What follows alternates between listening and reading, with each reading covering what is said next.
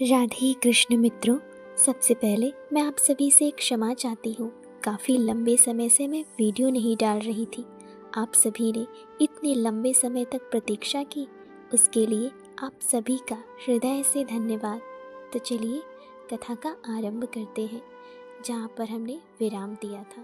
तो चलिए शुरू करते हैं। राधे कृष्ण। आज की कथा है श्री कृष्ण का व्रज से लौटकर मथुरा में आगमन। तो चलिए शुरू करते हैं। श्री नारद जी कहते हैं, हे राजन, साक्षात भगवान श्री कृष्ण व्रज में कई दिनों तक रहकर सबको अपना दर्शन दे मथुरा जाने को उद्यत हुए। 9 नंदों, 9 उपनंदों, 6 वृषभानुओं तथा वृषभानुवर और वृजेश्वर नंदराज से मिलकर कलावती, यशोदा, अनन्य गोपियों तथा गौओं के गणों से भी भेंट करके आश्वासन और ज्ञान दे सबसे विदा लेकर माधव चंचल अश्वों से जुते हुए अपने दिव्य रथ पर आरूढ़ हो मथुरा जाने की इच्छा से नंदगांव से बाहर निकले। उनके पीछे पीछे समस्त मोहित ब्रजवासी बहुत दूर तक गए। वे माधव के अत्यंत कष्टमय विरह को नहीं सह सके। जिन्हें भूमंडल पर कभी एक बार भी श्री विष्णु का दर्शन हुआ हो, उन्हें भी उनका विरह दुस्सह हो जाता है।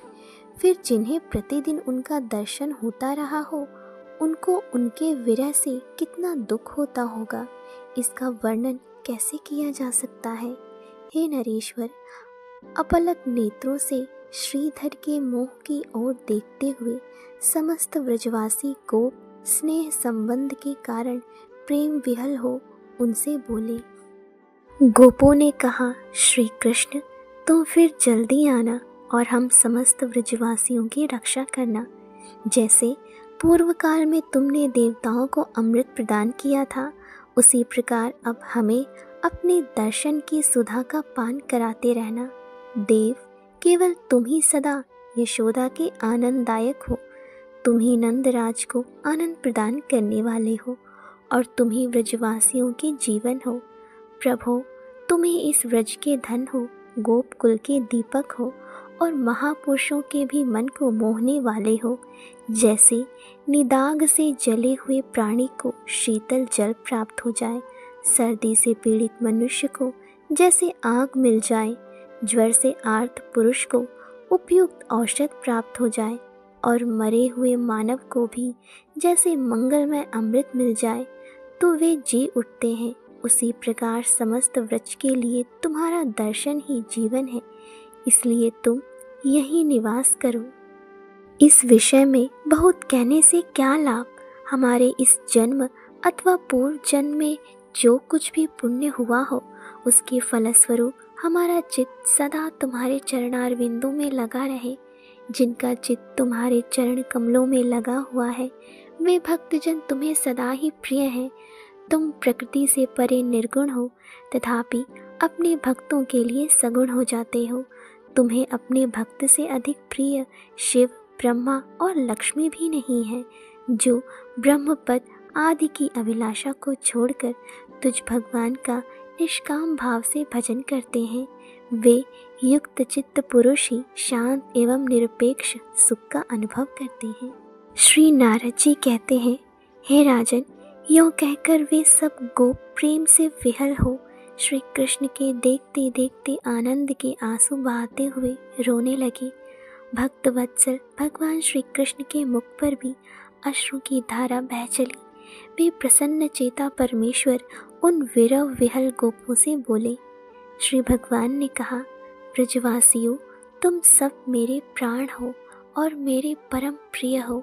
मेरा हृदय तुम लोगों में ही स्थित है, केवल शरीर अन्यत्र दिखाई देता है। मैं प्रतिमास तुम सबको देखने और दर्शन देने के लिए आऊँगा, यह वचन देता हूँ। मन से मैं दूर नहीं हूँ, मन ही सबका कारण है।